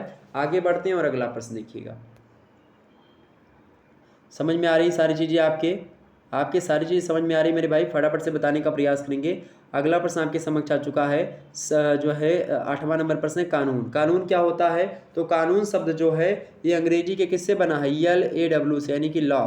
तो लॉ शब्द से बना है आपका, अंग्रेजी का लॉ शब्द है, इसके रूपांतरण है कानून। ओके, और ये इसकी उत्पत्ति, जो लॉ शब्द की उत्पत्ति हुई जर्मन भाषा से। किससे हुई है? जर्मन भाषा के ले शब्द से हुई, LAY से हुई है। ठीक है, LAY जर्मन का शब्द है जिससे हुई है, और इसका मतलब होता है निश्चित या फिर समान। ओके, ले मतलब क्या होता है? निश्चित या फिर समान। तो कानून शब्द का प्रयोग विभिन्न अर्थों में किया जाता है, और सामान्यतया व्यक्ति को सामाजिक बनाने के लिए समाज या राज्य की ओर से कुछ नियमों का निर्माण किया जाता है जिन्हें हम कानून कहते हैं। कानून जैसे कि बात की जाए तो एक जैसे जो इंडियन पिनल कोड है, भारतीय दंड संहिता है, उसमें तो कानून के द्वारा सारी चीज़ें होती हैं। IPC का सेक्शन ये सेक्शन हो, तो उसमें जो बताया जाएगा वो कानून होगा। लेकिन एक सामाजिक मूल्य होता है, यानी सामाजिक मापदंड होता है कि आप क्या कार्य समाज में करोगे तो समाज आपको दंड देगा। तो दंड देने के जो विधान होते हैं उन्हीं को कानून कहते हैं। सिंपल सी परिभाषा, दंड देने के विधान को हम कानून कहते हैं। ठीक है, तो कानून के द्वारा अगर आप कोई गलत कर्म करते हैं तो आपको उसके लिए दंड के भोगी आप बनेंगे। यानी समाज में आप देखिएगा जो कुछ ऐसे नियम होते हैं जैसे समाज के लिए वही चीज़ दंड एबल नहीं है, और वही आप देखिए कानून की दृष्टि से दंड के एबल है। आप समाज में आप देखिएगा कुछ कर देते हो तो उसके लिए आपको जो है दंड मिलता है। जैसे आप सिगरेट पियो, तो समाज में अगर आप सिगरेट पियोगे, आपके पिताजी ने देखा तो आपको जो है डंडा पड़ेगा। अगर पुलिस देख ले सिगरेट आप पी रहे हो तो पुलिस नहीं बोलेगी, क्योंकि आप कानूनी दृष्टि से सिगरेट पी सकते हैं, लेकिन सामाजिक दृष्टि से सिगरेट पीना, दारू पीना ये कुछ समाजों में बैन है, कुछ समाजों में खुलेआम चल रहा है। तो ये सब होता है दंड का विधान। अच्छा, इसकी परिभाषा को देते हुए विभिन्न विद्वानों ने अलग तरीके से दी परिभाषा। ये परिभाषा को बता देते हैं आपको। कानून की परिभाषा को देते हुए ऑस्टिन महोदय कहते हैं कि संप्रभु का आदेश ही कानून है। क्या? संप्रभु का आदेश ही क्या है? कानून है। ऑस्टिन महोदय कहते हैं। हॉलैंड महोदय कानून की परिभाषा को देते हुए कहते हैं कि कानून मनुष्य के बाह्य आचरण का वह सामान्य नियम होता है जिसे सर्वोच्च राजनीति जो होती है, उसकी जो सत्ता होती है, वो लागू करती है। गेटिल कहते हैं कि कानून शब्द का प्रयोग मानवीय आचरण को निर्देशित करने वाले नियमों के बारे में होता है, जबकि ग्रीस कहते हैं कि अधिकारों और कर्तव्यों की उस पद्धति को कानून कहते हैं। किसको? अधिकारों और कर्तव्यों की उस पद्धति को कानून कहा जा सकता है, या कहते हैं जिसे राज्य के द्वारा लागू किया जाता है। तो इस प्रकार से कानून चीजें हो गई। अब आप अपनी परिभाषा लिख दीजिए कि इस प्रकार से उपरोक्त परिभाषाओं के आधार पर यह कहा जा सकता है कि कानून राज्य के द्वारा निर्मित या राज्य के द्वारा बनाया गया और राज्य के द्वारा स्वीकृत मानवीय आचरण के वे नियम होते हैं जिनका पालन करना अनिवार्य होता है, और पालन ना करने पर वो व्यक्ति दंड का भोगी बनता है, दंडित किया जाता है, दंड के पात्र होता है। इतना लिख दीजिएगा, हो जाएगा। ओके, ये क्लियर हो गया। क्लियर हो गई राज्य कानून के बारे में सारी चीजें। अगला प्रश्न देखिएगा। अगला प्रश्न, संविधान से आप क्या समझते हैं? मोस्ट इंपोर्टेंट प्रश्न है। प्रश्न आपसे पूछ लिया गया मेरे प्यारे दोस्तों कि संविधान से आप क्या समझते हैं, बताने का प्रयास करेंगे फटाफट से। संविधान से आप क्या समझते हैं? What do mean by constitution? संविधान से क्या आप समझते हैं? तो विश्व के सभी लोकतांत्रिक देशों के लिए बात की जाए तो संविधान अनिवार्य है। संविधान में नियम लिखे होते हैं कि किस प्रकार से देश चलना है, कौन कौन से मौलिक अधिकार प्राप्त हैं, कौन कौन से नागरिक अधिकार प्राप्त हैं, कौन कौन से नीति निश्चित सिद्धांत हैं, क्या आप कर सकते हो, क्या नहीं कर सकते हो, आपकी क्या ड्यूटीज़ दी गई हैं। इन समस्त चीज़ों को कि सभी की परिभाषा दी गई है, ताकि जो है संविधान के हिसाब से देश। संविधान एक लिखित दस्तावेज होता है जो राज्य के चलाने के नियम उसमें लिखे हुए होते हैं। ठीक है, तो लोकतंत्र और संविधान का एक दूसरे से दृढ़ संबंध रहता है। तो इस प्रकार से जिस भी देश में अगर लोकतंत्र है तो वहाँ पर बिना संविधान के लोकतंत्र संभव भी नहीं है। ओके, संविधान जो शब्द है इसकी अगर बात करें तो संविधान शब्द जो है अंग्रेजी भाषा का जो कॉन्स्टिट्यूशन है उसका हिंदी रूपांतरण है, और कॉन्स्टिट्यूशन शब्द का आप देखिएगा उसका शाब्दिक अर्थ होता है कॉन्स्टिट्यूशन का संरचना या ढांचा। ओके, तो राजनीतिक दृष्टिकोण से इसका अर्थ अगर हम देखें तो राज्य रूपी शरीर का ढांचा या उसकी संरचना। राज्य रूपी जो शरीर होती है उसका ढांचा या राज्य रूपी शरीर की संरचना ही क्या होती है? संविधान होती है। तो इस आधार पर हम कह सकते हैं कि किसी राज्य के संविधान से उस राज्य के स्वरूप अथवा ढांचे का ज्ञान होता है, परंतु संविधान कि केवल इतनी परिभाषा ही पर्याप्त नहीं होती है। संविधान में अपने आप में एक स्वतंत्र जो है प्रकार से परिभाषित शब्दावलियाँ है। तो संविधान वह मार्ग है जिसे राज्य स्वयं के लिए चुनता है। राज्य का स्वरूप भले ही कैसा हो, किंतु यह आवश्यक है कि उसका अपना एक जीवन मार्ग होता है, यानी कि संविधान होता है, जिसके द्वारा वो अपने कर्तव्यों को, अपने जो है चीज़ों को करता है। तो आप संविधान की परिभाषा को देते हुए अलग अलग विद्वान का, जैसे कि जेम्स मैकिन्टोश कहते हैं, सर जेम्स मैकिन्टोश कहते हैं कि वह लिखित अथवा अलिखित मूल्य नियम जो अधिकारी वर्ग के महत्वपूर्ण और जनता के अधिकारों की व्याख्या करता है संविधान कहलाता है। जमसन कहते हैं कि संविधान जो होता है राज्य द्वारा अपने नागरिकों अथवा जनता को दिए गए नियमों की परिभाषिक व्यक्ति होती है। जो राज्य की जनसंख्या है या राज्य की जो जनता है उसको, नागरिक है उनको जो है प्रकार से नियम होते हैं, उनकी परिभाषिक जो अभिव्यक्ति होती है वही संविधान होता है।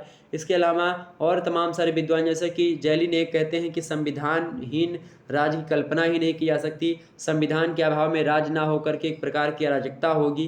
तो इस प्रकार से संविधान जो है इसके कई सारे विद्वानों ने अलग अलग तरीके से चीज़ों को दिया है। और संविधान जो होता है नियमों का, रूढ़ियों का, कानूनों का संग्रह होता है। आधारभूत सिद्धांत और स्वरूप इसमें समाहित होते हैं। राज्य के स्वरूप का निर्धारण करता है संविधान। शासन, संगठन एवं संचालन विधि को तैयार करता है संविधान। जनता के अधिकार और कर्तव्यों का निर्धारण करता है संविधान। इसके अलावा जनता और सरकार के बीच में जो संबंध होते हैं उनका वर्णन भी संविधान करता है। शासन के लक्ष्य क्या होते हैं, उनका उद्देश्य क्या होता है, इन सभी को डिनोट करता है संविधान। संविधान कई प्रकार के होते हैं। एक होता है आपका लिखित संविधान, यानी जो लिखित एक पुस्तक है, जैसे भारत का संविधान एक लिखित संविधान है। आलिखित संविधान, जैसे कि आप देखिएगा जो इंग्लैंड का संविधान है वो आलिखित संविधान है। आलिखित संविधान में कोई पुस्तक नहीं होती है, जब ज़रूरत पड़ती तो उसमें कानून बना लिया जाता है, तो वो होता है आलिखित संविधान। एक होता है लचीला संविधान, यानी जो एक प्रकार से जो है फ्लेक्सिबल संविधान जो होता है, कॉन्स्टिट्यूशन होता है। ऐसे संविधान जो होते हैं जो कि जिनमें बहुत जल्दी ही हेरफेर हो सकती है, बदल सकते हैं उनके नियमों को, कानूनों को, तो लचीला होता है। भारतीय संविधान लचीला भी और कठोर भी है। और जो आप चौथा प्रकार का संविधान होता है वो होता है आपका कठोर संविधान। कठोर संविधान जो होता है इसमें परिवर्तन बहुत एक प्रकार से आप देखिएगा जो है जल्दी नहीं हो पाता है, एक प्रकार से बहुत मुश्किल से होता है। तो इस प्रकार से संविधान के कई प्रकार भी होते हैं। तो ये चीज़ें क्लियर हो गई आपकी। अगला प्रश्न देखिएगा आपके समक्ष 10वां नंबर प्रश्न है स्वतंत्रता। स्वतंत्रता क्या होती है भैया, फटाफट से बताने का प्रयास करिएगा। स्वतंत्रता क्या होती है, फटाफट से बताइएगा सभी लोग, स्वतंत्रता क्या होती है। स्वतंत्रता समझ में आई आपके? स्वतंत्रता यानी कि जो एक प्रकार से स्वतंत्रता जो एक प्रकार से क्या होती है, स्वतंत्रता के बारे में बताओ सभी लोग, देखते हैं कितने लोगों को पता है। स्वतंत्रता तो सभी को पता होगा ना। स्वतंत्रता जानते हो कब मिली थी भारत को, कब मिली थी भारत को स्वतंत्रता? 15 अगस्त 1947। हाँ बिल्कुल, 15 अगस्त 1947 को भारत को स्वतंत्रता मिली थी। ओके, भारत एक रिपब्लिक गणतंत्र के रूप में कब आया? रिपब्लिक दिवस कब मनाया जाता है? हाँ 26 जनवरी, बिल्कुल 26 जनवरी। ओके चलें, स्वतंत्रता की बात अगर हो रही है, स्वतंत्रता को अंग्रेजी में लिबर्टी कहा जाता है। ओके, तो अगर स्वतंत्रता की बात करें तो व्यक्ति का एक मौलिक अधिकार होता है स्वतंत्रता। देखिएगा लिबर्टी जो शब्द है ये अंग्रेजी भाषा का ही शब्द है और इसका हिंदी रूपांतरण होता है स्वतंत्रता। और ये जो लिबर्टी शब्द है ये लैटिन भाषा के लीबर शब्द से बना, किससे बना है? लीबर शब्द से बना है। लैटिन भाषा के लीबर शब्द से बना आपका क्या? उससे बना आपका लिबर्टी। इसका मतलब क्या होता है? लीबर माने स्वतंत्र। तो व्यक्ति की स्वतंत्रता का अर्थ किसी भी प्रकार के बंधनों का ना होना, लेकिन यह अर्थपूर्ण भ्रांति ही है। स्वतंत्रता मतलब ये नहीं होता कि आपके ऊपर कोई दबाव ना हो या फिर एक प्रकार से कुछ मामलों में आप स्वतंत्र हो, हर मामलों में आपकी स्वतंत्रता नहीं दी जा सकती। तो परिभाषा की विद्वानों ने अलग अलग तरीके से स्वतंत्रता की परिभाषा दी है। जैसे कि कुछ नकारात्मक पक्ष भी हैं स्वतंत्रता के, जैसे कि इसकी परिभाषा सीले महोदय कहते हैं कि स्वतंत्रता अतिशासन की विरोधी होती है। स्वतंत्रता जो होती है अतिशासन के क्या होती है? विरोधी होती है। यानी शासन अच्छे तरीके से, स्वतंत्रता जब मिल जाती है तो शासन सही तरीके से कुछ मात्रा में नहीं हो पाता है। एक सकारात्मक परिभाषा होती है इसकी, जैसे कि यानी पॉजिटिव पार्ट जो इसका है, लास्की कहते हैं कि स्वतंत्रता उस वातावरण को बनाए रखना है जिसमें व्यक्ति को अपने जीवन का सर्वोत्तम विकास करने की सुविधा प्राप्त हो। तो इस प्रकार स्वतंत्रता जो होती है ये प्रत्येक व्यक्ति के लिए जरूरी भी होती है और हर देश अपने संविधान में स्वतंत्रता के बारे में बताता भी है। ओके, स्वतंत्रता हो गई आपकी। आगे बढ़ते हैं और अगले प्रश्नों को, हम केवल 5 प्रश्न के उत्तर देने हैं आपको खंडवा से। ये लघु उत्तरीय टाइप के प्रश्न है, 200 शब्दों में इन प्रश्नों को आपको लिखना है। कितने शब्दों में? 200 शब्दों में लिखना है। सारी चीज़ें आपके समझ में तो आई होंगी, जितना हमने बताया आपको, बहुत सारी चीज़ें आपको समझाई हमने विस्तार से। अब आइए हम चर्चा करते हैं एक एक प्रश्नों पर जो कि लघु उत्तरीय टाइप के हैं। ओके, अच्छा, जो अति लघु उत्तरीय टाइप के प्रश्न थे उनको भी मैंने जो है लघु उत्तरीय टाइप का ही बता दिया, क्योंकि मैंने सोचा कि अगर आपसे और भी बड़ा प्रश्न पूछा जाए कभी इस मामले में तो आपको पता होगा तो आप आसानी से बता पाएंगे। ओके, चलिए अगला प्रश्न आपके समक्ष क्या है? अगला प्रश्न आपके समक्ष आ चुका है, एग्जाम पॉइंट ऑफ व्यू से मोस्ट इंपॉर्टेंट प्रश्न है। प्रश्न है कि उत्तर व्यवहारवाद की विशेषताओं का संक्षेप में विवेचन कीजिए। बढ़िया प्रश्न है भैया।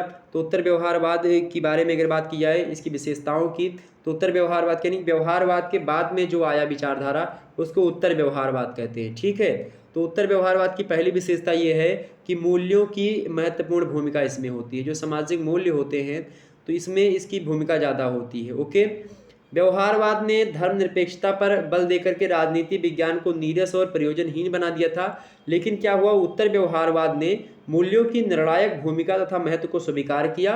और उत्तर व्यवहारवादियों की मान्यता है कि यदि ज्ञान को सही प्रयोजनों द्वारा या उसके हेतु प्रयोग में लाना है तो मूल्यों को केंद्रीय स्थिति प्रदान करनी होगी। तो मूल्यों की महत्वपूर्ण भूमिका पहली।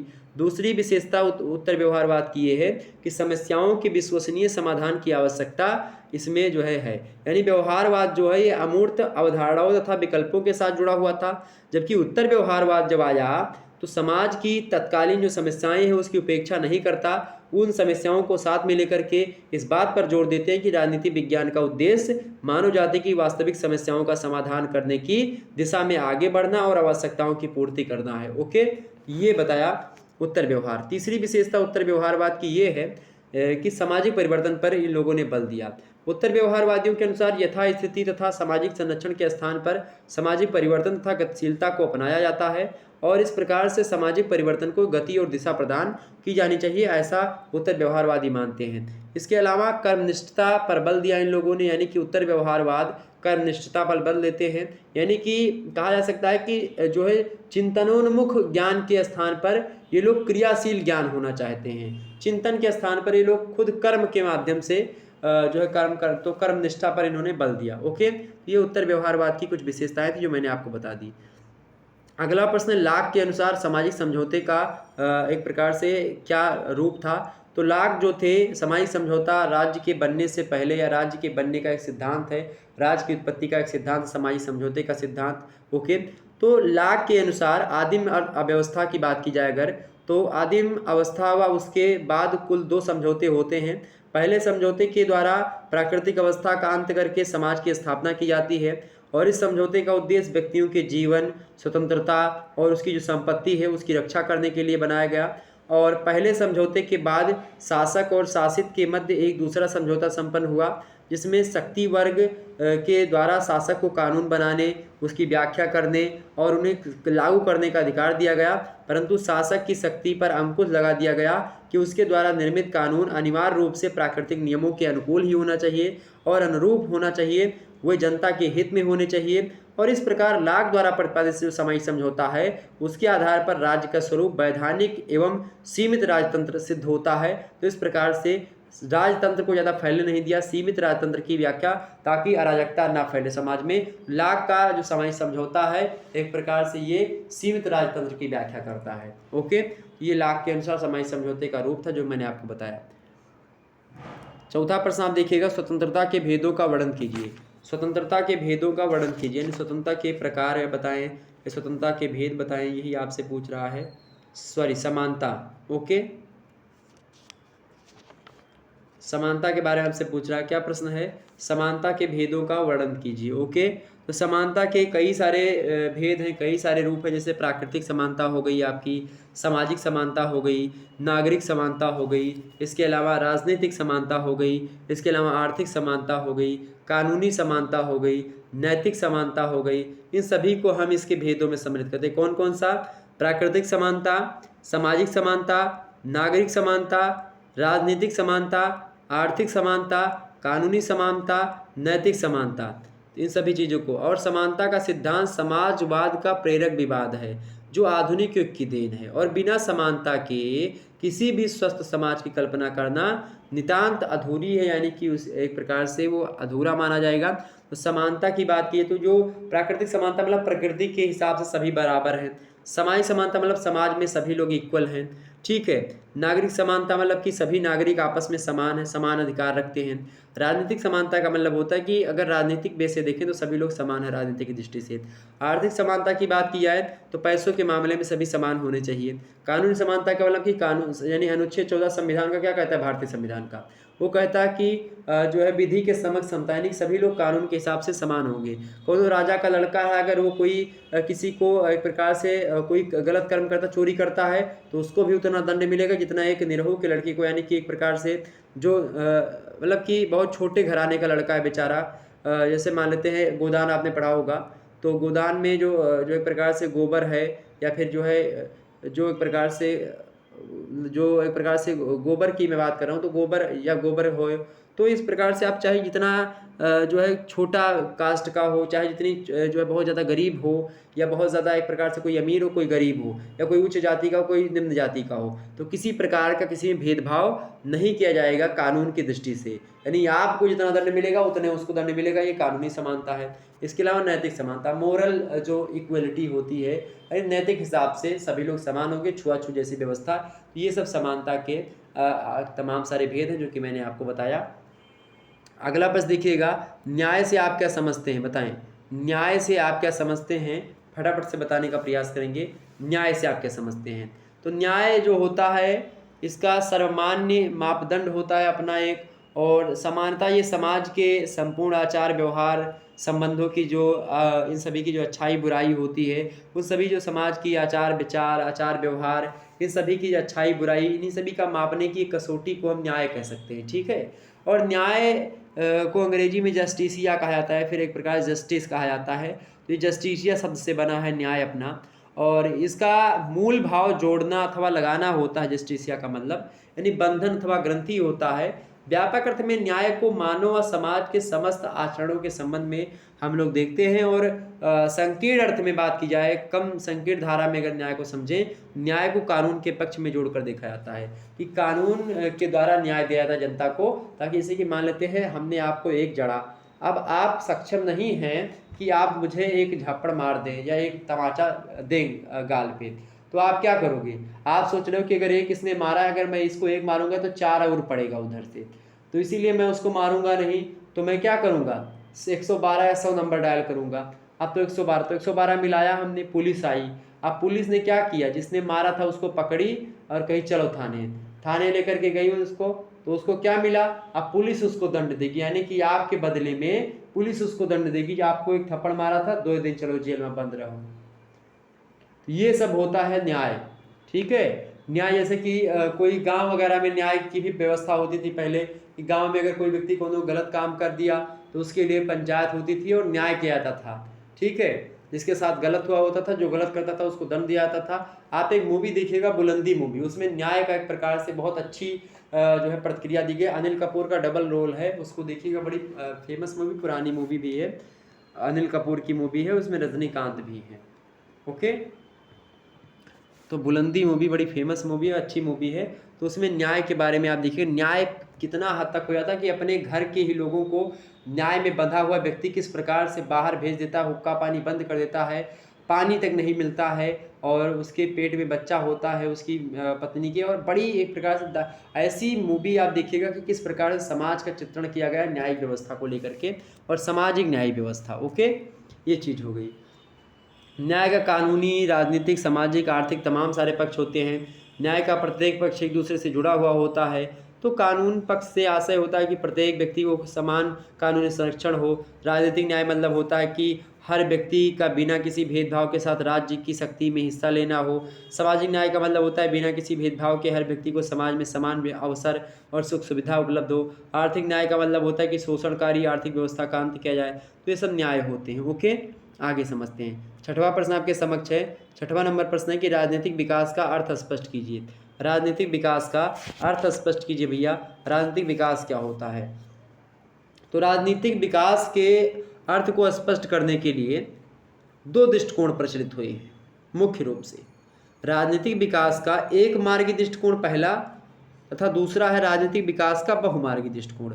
तो पहला एक मार्गी दृष्टिकोण और दूसरा बहुमार्गी दृष्टिकोण, ये ऐसे दृष्टिकोण है जो कि राजनीतिक विकास के अर्थ को स्पष्ट करते हैं। जो एक मार्गी दृष्टिकोण है, जो पहला दृष्टिकोण है एक मार्गी दृष्टिकोण, इसके अनुसार राज्यों का विकास केवल एक मार्ग है। राज्यों का विकास कौन करता है? केवल एक मार्ग के द्वारा होता है। सभी राष्ट्र विकास के इस मार्ग पर विकास की भिन्न भिन्न अवस्थाओं में हैं, और राजनीतिक विकास के लिए प्रयत्नशील राष्ट्रों के सामने आप देखिएगा विकसित राज्यों का आदर्श, जैसे पश्चिमी राष्ट्र हो गए, चीन का विकास हो गया। इस आधार पर किसी भी राजनीतिक व्यवस्था को अविकसित से विकसित की निरंतर रेखा पर अंकित करके समझना कठिन नहीं होगा। तो एक प्रकार से यानी जो चाइना का विकास है, जो पश्चिमी राष्ट्र जितने भी आपके यूरोप के कंट्रीज़ हैं, ऐसे रूस, मतलब कि रूस के अलावा और भी देखिए आप, जैसे कि जर्मनी हो गया, इंग्लैंड हो गया, स्विट्ज़रलैंड हो गया और फ्रांस हो गया। ठीक है, ये सारे के सारे देश जो हैं ये एक मार्गी विकास हैं। और अगला जो आता है पक्ष, बहुमुखी दृष्टिकोण विकास का, राजनीतिक विकास का। तो राजनीतिक विकास जो बहुदिशाई या बहुआयामी है, क्योंकि स्वयं विकास की अनेक दिशाएं होती हैं, और जब समाजों का विकास बहुदिशाई होता है तो राजनीतिक विकास भी बहुदिशाई होना चाहिए। विकास बहुमार्गी ही होता है मुख्य रूप से, और बहुमार्गी ही हो सकता है क्योंकि ऐतिहासिक, आर्थिक, सामाजिक, सांस्कृतिक राजनीतिक परिस्थितियों से विकास के उद्देश्य व लक्ष्य निर्धारित होते हैं और इसी से विकास की दिशा का निरूपण भी होता है। तो कहीं ना कहीं पे विकास बहुमुखी होना चाहिए, चाहे वो राजनीति की दृष्टि में हो, चाहे आर्थिक तंत्र में हो, चाहे सामाजिक दृष्टि से हो, चाहे संस्कृति में हो, चाहे धर्म में हो। विकास हमेशा चहुमुखी होता है, बहुआयामी होता है और भारत जैसे देश में विकास चहुमुखी होता है। ओके, ये बात क्लियर हो गई आपकी। आगे बढ़ते हैं। ये सब टॉपिक हैं, आप में एक एक चैप्टर हैं जो है अराजकतावाद हो गया, या इसी प्रकार से जो आदर्शवाद हो गया, ठीक है, या फिर जो मैंने अभी भी आपको क्या समझाया, मैंने अभी भी आपको राजनीतिक विकास समझाया, राजनीतिक सहभागिता, राजनीतिक संस्कृति, ये सब आप में एक चैप्टर है, अधिकार, ये सब चैप्टर है। ओके, आप इससे पहले वाला मॉडल पेपर देख लीजिएगा, उसमें और सारे टॉपिक्स को हमने कवर किया, तो आपका सारा का सारा डाउट क्लियर हो जाएगा जो भी आपके मन में है। अगला प्रश्न 7वां नंबर प्रश्न आपके समक्ष है, अराजकता तथा व्यक्तिवाद में अंतर बताइए। अराजकता तथा व्यक्तिवाद में क्या अंतर होता है? अराजकता होती क्या है, सबसे पहले ये जानो। अराजकता की अगर बात की तो डिक्सन महोदय इसकी परिभाषा को देते हुए कहते हैं कि क्या कहते हैं कि अराजकता अर्थव्यवस्था का अभाव नहीं है। अराजकता क्या नहीं है? अराजकता अर्थव्यवस्था का अभाव नहीं है, अपितु शक्ति का अभाव है। इसका अर्थ लोग मतलब स्वतंत्रता, मेलजोल तथा प्रेम होता है। हक्सले महोदय कहते हैं कि अराजकता समाज की वह व्यवस्था होती है जिसमें प्रत्येक व्यक्ति अपना शासक होता है। प्रत्येक व्यक्ति अपना शासक होता है। समाज की एक ऐसी व्यवस्था जिसमें प्रत्येक व्यक्ति अपना खुद का शासन स्वयं करता हो, वही अराजकता होती है। यह अराजकता की अराजकता जो शब्द है इसकी उत्पत्ति यूनानी शब्द से हुई है, अनारक्रिया से। अनारक्रिया मतलब होता है शासन का अभाव, जहाँ पर शासन की कमी होती है वहीं पर अराजकता फैलती है। ठीक है, तो सिंपल सी परिभाषा हो गई आपकी, क्लियर हो गई। वैसे आम बोलचाल की भाषा में जैसे लूट मार, हत्या, उपद्रव, ये सब अराजकता होता है। ठीक, अराजकता और व्यक्तिवाद में अंतर होता है। पहला अंतर आप सुनिएगा। पहला अंतर है कि व्यक्तिवादी राज्य को एक आवश्यक बुराई समझते हैं, जबकि अराजकतावादी राज्य को अनावश्यक एक बुराई मतलब कि अनावश्यक था एक बुराई जो है मानते हैं। तो इसमें केवल एक आवश्यक बुराई समझा जाता है व्यक्तिवादियों में राज्य को, जबकि अराजकतावादी राज्य को अनावश्यक और एक बुराई मानते हैं। ओके, उसमें एक आवश्यक बुराई मानते हैं और इसमें एक अनावश्यक बुराई मानते हैं। दूसरा अंतर क्या है अराजकतावाद और व्यक्तिवाद में? व्यक्तिवाद की बात की तो व्यक्तिवाद व्यक्तिगत संपत्ति और पूंजीवाद का समर्थक है, और वह अराजकतावाद वहीं पर आप देखिएगा, अराजकतावाद जो है, अराजकतावाद व्यक्तिगत संपत्ति और पूंजीवाद का विरोधी है। व्यक्तिगत पूंजी मतलब कि जो पूंजीवाद है और व्यक्तिगत संपत्ति, इसका समर्थन करता है व्यक्तिवाद, जबकि अराजकतावाद इन दोनों का विरोधी है। तीसरा अंतर यह है कि व्यक्तिवाद का आधार प्रतियोगिता होता है। प्रतियोगिता को वह व्यक्ति तथा समाज के विकास का आधार मानता है जो व्यक्तिवाद विचारधारा है, जबकि अराजकतावाद की प्रेरक शक्ति क्या है? सहयोग होता है। वह प्रतियोगिता का विरोधी होता है, प्रतियोगिता नहीं होनी चाहिए। व्यक्तिवाद में कंपटीशन होता है, लोगों के बीच में प्रतियोगिता होती है, जबकि जो अराजकतावाद होता है इसमें कंपटीशन नहीं होता है, कंपटीशन का ही विरोधी होता है। चौथा अंतर लिखिएगा सभी लोग। व्यक्तिवादी सिद्धांत उत्पादन तथा वितरण के लिए मांग और पूर्ति यानी डिमांड एंड सप्लाई की सिद्धांत पर बल देता है व्यक्तिवाद, जबकि उत्पादन का आधार शक्ति, क्षमता और इच्छा होगी, जबकि वितरण का आधार आवश्यकता होगी। और इस प्रकार व्यक्तिवाद में उत्पादन का आधार जहां निजी लाभ करना होता है यानी खुद का लाभ हो जाए, व्यक्तिवाद में उत्पादन इसलिए किया जाता है ताकि खुद का लाभ हो सके, जबकि अराजकतावाद में इसलिए किया जाता है ताकि सामाजिक आवश्यकता की पूर्ति हो सके। सामाजिक आवश्यकता के हिसाब से उत्पादन किया जाता है अराजकतावाद में, जबकि व्यक्तिवाद में आप देखिएगा खुद लोग एक प्रकार से खुद के निजी स्वामित्व के लिए, निजी शासन के लिए या फिर निजी आवश्यकताओं की पूर्ति के लिए उपयोग मतलब कि वो करते हैं उत्पादन। अगला प्रश्न आप देखिएगा, दबाव समूहों की भूमिका के निर्धारक तत्व लिखिए। दबाव समूहों के भूमिका के निर्धारक तत्व लिखिए। मोस्ट इम्पोर्टेंट प्रश्न आपके समक्ष आ चुका है भाई। दबाव समूहों के बारे में आपसे प्रश्न पूछा गया है कि दबाव समूहों की भूमिका के निर्धारक तत्व लिखिए। दबाव समूह के भूमिका के निर्धारक तत्व कौन कौन से हैं? वैसे दबाव समूह की अगर बात की जाए, दबाव समूह क्या है? सर्वव्यापक होता है, परंतु विभिन्न राज्य व्यवस्थाओं में उसकी प्रभावशीलता और भूमिका में अंतर भी होता है। और दबाव समूहों की भूमिका के निर्धारक तत्व जो है बहुत सारे हैं, जैसे कि अगर मैं आपको बताना चाहूँ तो पहला लिखिएगा सभी लोग कि व्यक्तियों को जहाँ लोकतांत्रिक राज्य व्यवस्थाओं में नागरिक स्वतंत्रताएं प्राप्त होती हैं। दबाव समूह खुले रूप में और अधिक सक्रिय के साथ कार्य करते वहीं पर, और दबाव समूहों की भूमिका इस बात पर भी निर्भर करती है मेरे प्यारे दोस्तों कि शासन का स्वरूप अध्यक्षात्मक है या संसदात्मक है। अध्यक्षात्मक शासन व्यवस्था की वो होती है जहाँ पर एक प्रकार से अध्यक्ष होता है राज्य का मुखिया, संसद यानी अध्यक्ष के हिसाब से जो राज्य का अध्यक्ष होता है वो कानून निर्मात्री सभा का भी अध्यक्ष। संसदात्मक शासन व्यवस्था में देखिए संसद का जो मुखिया होता है वो कानून में एक प्रकार से मुख्य रूप से उसका निर्माण करवाता है। तो इस प्रकार से ये होता है। तो दूसरी चीज़ ये है निर्धारक तत्व जो दबाव समूह के निर्धारण में भूमिका निभाते हैं, उनमें नाम आता है आपका। दूसरा है व्यवस्था, दूसरी कौन सी बात है, सामाजिक स्थिति और राज्य संस्कृति। ये दबाव समूहों के क्रियाकलाप के महत्वपूर्ण अंग हैं। कौन कौन से, सामाजिक स्थिति और राज्य संस्कृति जो है दबाव समूह के क्रियाकलाप के महत्वपूर्ण तत्व हैं, जो कि दबाव समूहों के भूमिका को निर्धारित करते हैं। तो दबाव समूह के बारे में आपकी चीज़ें हो गई। आगे हम बढ़ते तो इतना लिख दीजिएगा, हो जाएगा आपका दबाव समूह। ओके, 9वां नंबर प्रश्न, व्यवस्थापिका की शक्तियों के ह्रास के कारण बताइए। व्यवस्थापिका जानते हैं, व्यवस्थापिका माने जो कानून बनाने वाली यानी जो संसद होती है उसी को व्यवस्थापिका भी कहते हैं। एक मिनट थोड़ा सा जल ग्रहण कर लो, फिर पुनः मैं प्रारंभ करता हूँ, थोड़ा सा बचा हुआ है।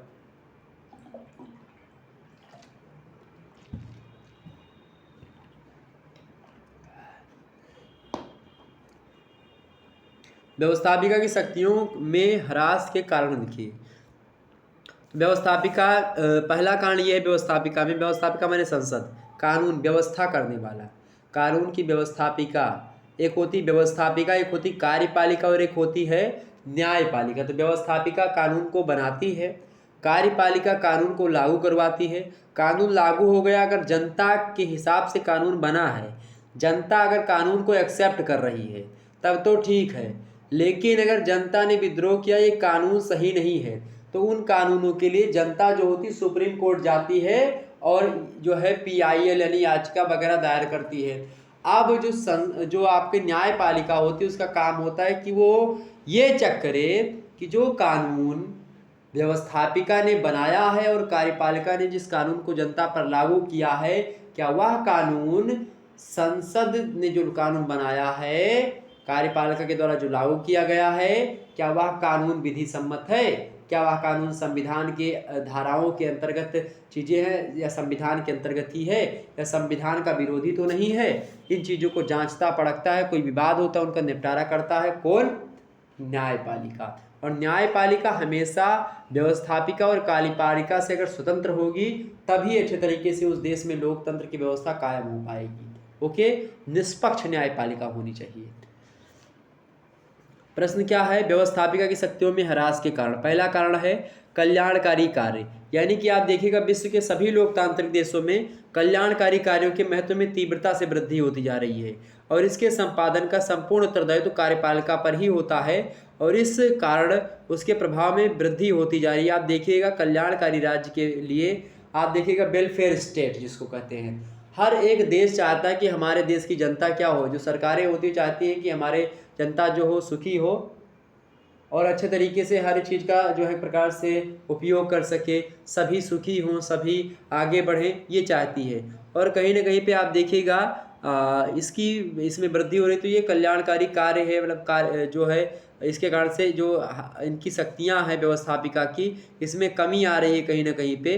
ठीक, दूसरी बात यह है कि दलीय स्थिति, दलीय स्थिति माने होता है कार्यपालिका में सम्मिलित लोगों की दलीय स्थिति जो होती है विधायिका के सदस्यों से अपेक्षाकृत अधिक श्रेष्ठ और प्रभावशाली होती है।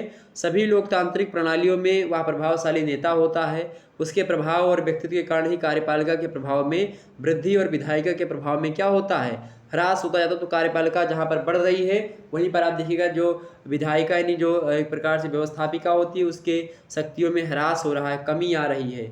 ओके, तीसरी बात यह है कि कार्यपालिका की शासनिक स्थिति, शासन के संचालन का पूर्ण अधिकार कार्यपालिका का होता है। शासन कैसे चलेगा, किस तरीके से चलेगा, ये कार्यपालिका करती है। विधायिका के सदस्यों को अपने क्षेत्रों की समस्याओं के समाधान और उनकी आवश्यकताओं की पूर्ति के लिए उनकी कृपा पर ही निर्भर रहना पड़ता है और उन्हें प्रभावित करने में जो सदस्य जितना अधिक सफल रहता है उसे उतनी ही सफलता प्राप्त होती है। कार्यपालिका की इस प्रशासनिक स्थिति के कारण उसके प्रभाव में वृद्धि और विधायिका के प्रभाव में ह्रास होता जा रहा है। आप देखिएगा कि जैसे कि एक डीएम है, एक प्रकार से एक बहुत बड़ा कोई अधिकारी है, तो अधिकारी ही तो काम, जो कार्यपालिका के बड़े बड़े सदस्य जो होते हैं वही तो कार्य करते हैं। अब जो जैसे कोई विधायक हैं, विधायक तो संसद के में नियम बनाते हैं, नियम बनाने के बाद में जो उसका कार्य करेगा पुलिस वगैरह ही तो करते हैं। अगर पुलिस चाह ले कि ये कार्य सही तरीके से नहीं होना है या फिर इस तरीके से करवाना है हमको दूसरे तरीके से, तो वो अपने हिसाब से करवाएगा। अब उसमें विधायक बोलने का उनका चांस नहीं रहेगा, क्योंकि व्यवस्थापिका, कार्यपालिका और न्यायपालिका एक दूसरे से क्या है, अभिन्न अंग होते हुए भी एक दूसरे से निष्पक्ष है, यानी अलग होने चाहिए, तभी सही होगा। यानी डीएम अगर विधायक के कहने पे चल लेगा तो फिर दिक्कत है। तो कभी कभी क्या होता है कि डीएम वगैरह देखते हैं अपनी पावर का प्रयोग करते हैं और ये विधायक की पावर वहीं पर समाप्त हो जाते हैं। ठीक, तो इसीलिए कार्यपालिका की शक्ति क्या हो रही है, बढ़ रही है, और व्यवस्थापिका की जो शक्ति घट रही है। क्योंकि वेलफेयर स्टेट बनाने के लिए आप देखिएगा कार्यपालिका के लोगों को लोग ज़्यादा जानते हैं, समझते हैं, क्योंकि वो जनता के बीच में आते हैं। नेता लोग केवल वोट मांगने चले जाते हैं, फिर निकल जाते हैं पतली गली से। तो ये चीज़ है, तो ये चीज़ क्लियर हो गई आपकी। आगे बढ़ते हैं। आप देखिएगा इन प्रश्नों के उत्तर को आप देख लीजिएगा, इनको अपने सीरीज वगैरह मिले तो पढ़ लीजिएगा। बाकी आपको मैं लगातार वीडियो जो देता रहता हूँ, इनके माध्यम से आपके ये सारे के सारे प्रश्न भी तैयार हो जाएंगे। केवल 2 प्रश्न करने आपको दीर्घ उत्तर खंडसा के 500 शब्दों में इन प्रश्नों के उत्तर को आपको लिखना है। देखिए प्रश्न है कि राजनीति विज्ञान के अध्ययन के परंपरागत उपागमों की विवेचना कीजिए। मोस्ट इंपॉर्टेंट प्रश्न है, एग्जाम पॉइंट ऑफ व्यू से पढ़ लीजिएगा। वहीं अगला प्रश्न आपके समक्ष 11 नंबर, राज्य के कार्य संबंधी आदर्शवाद सिद्धांत की विवेचना कीजिए। मोस्ट इंपॉर्टेंट प्रश्न आदर्शवाद के बारे में पूछा गया है, एग्जाम में जरूर आता है ऐसा प्रश्न, ये प्रश्न जरूर आएगा 100%। सामयिक समझौते का सिद्धांत पढ़ लीजिएगा, इंपॉर्टेंट है। अगला प्रश्न, नौ उपनिवेशवाद क्या है? प्राचीन उपनिवेशवाद तथा नौ उपनिवेशवाद में क्या अंतर है, स्पष्ट कीजिए। सबसे पहले आपको नौ उपनिवेशवाद के बारे में बताना है, उसके अंदर प्राचीन उपनिवेशवाद और नौ उपनिवेशवाद में अंतर हेडिंग डाल करके आपको लिखना पड़ेगा। तो इस प्रकार से इसको लिखना है। इसके अलावा संसदात्मक शासन से आप क्या समझते हैं और इस प्रणाली के गुण और दोषों की विवेचना आपको करनी है। तो इसके बारे में संसदात्मक शासन व्यवस्था जो है, जो चल रही है अपने देश में, और भारत में संसदात्मक शासन व्यवस्था ही है। तो आप देखिएगा ये किस प्रकार से, सबसे पहले आप संसदात्मक शासन व्यवस्था के अर्थ को बताएंगे, उसके बाद में उसकी परिभाषा विद्वानों के अनुसार, एक आध दो के अनुसार लिखेंगे, उसके बाद में एक अपनी परिभाषा लिखेंगे इसी की, और इसके अलावा आप देखिएगा संसदात्मक शासन प्रणाली के गुण हेडिंग डाल करके, उसमें पॉइंट 1 पॉइंट 2 इस प्रकार से लिखिएगा। उसके बाद में संसदात्मक शासन व्यवस्था के जो है दोष, फिर उसमें भी पॉइंट टू पॉइंट लिख दीजिएगा। ओके, चौथा नंबर प्रश्न आपके समक्ष है, क्या मानवाधिकार आयोग अपने लक्ष्यों की प्राप्ति में असफल रहा है, समझाइए। सबसे पहले आपको मानवाधिकार का यहाँ पर अर्थ यानी परिभाषा बता देनी है। उसके बाद में आप लिखिएगा जो है जो भी लिख रहा परिचय, सबसे पहले मतलब इंट्रोडक्शन में आप लिख दीजिएगा इसका इसके बारे में कि मानवाधिकार होता क्या है। उसके बाद मानवाधिकार की धाराएँ वारे बता दी, कितनी धाराएँ हैं और क्यों आखिरकार मानवाधिकार आया, ये सब कैसे अधिकार हैं इसमें सम्मिलित किए गए, इन सभी चीज़ों को। ओके, ये बात ध्यान रखिएगा। और इकोनॉमिक्स का मॉडल पेपर जल्दी जो है, एक तो पहले ऑलरेडी लिखित का मॉडल पेपर अवेलेबल है, ऑब्जेक्टिव का भी अवेलेबल है सभी का, आप देख लीजिए प्ले लिस्ट में। और एक मॉडल पेपर जल्द ही ये मैं ला रहा हूँ, रिपीटेड क्वेश्चन, जिस प्रकार से हमने पॉलिटिकल साइंस में अभी भी समझा, ठीक इसी प्रकार से इकोनॉमिक्स का यह वीडियो आपके समक्ष आएगा। आप लोग इस वीडियो को जरूर देखिएगा। मिलते हैं फिर हम नेक्स्ट वीडियो में, तब तक के लिए जय हिंद जय भारत। लेकिन आप लोग एक प्रकार से जो छात्र हमारे BA में हैं, BSc में हैं, BCom में हैं, अगर उन्होंने मतलब उनको पढ़ना, खास करके आप देखिएगा ये पढ़ना ही पड़ेगा। BA BSc BCom में हो, आप सेकंड सेमेस्टर में हो, तो आपको फर्स्ट ईयर एंड हेल्थ पढ़ना ही पढ़ना है 100%। इसको आपको छोड़ना नहीं। 100 ऑब्जेक्ट पे आगे प्रश्न आते हैं, इस प्रकार से कुछ ऐसे श्रृंखला हमने रही रिपीटेड क्वेश्चंस की, तो आप इसको देख लेंगे अगर, तो आपका हो जाएगा और आपके एग्जाम में अच्छे अंक आएंगे। ओके, चलिए फिर मिलते हैं हम नेक्स्ट वीडियो में, तब तक के लिए जय हिंद जय भारत। आप सभी का बहुत बहुत धन्यवाद हमारे से जुड़ने के लिए। तो ये वीडियो देख लीजिएगा, ये अनिवार्य प्रश्न पत्र है, को करिकुलर है, इकोनॉमिक्स का वीडियो जल्दी आएगा, आप इसको देख लीजिएगा। इस प्रकार से आप लोगों ने पॉलिटिकल साइंस का वीडियो देखा। ओके, क्या बातें समझ में आई, सभी लोग बताने का प्रयास करेंगे। चलिए, good night all of you, good night, सभी लोगों को बहुत बहुत धन्यवाद और गुड नाइट।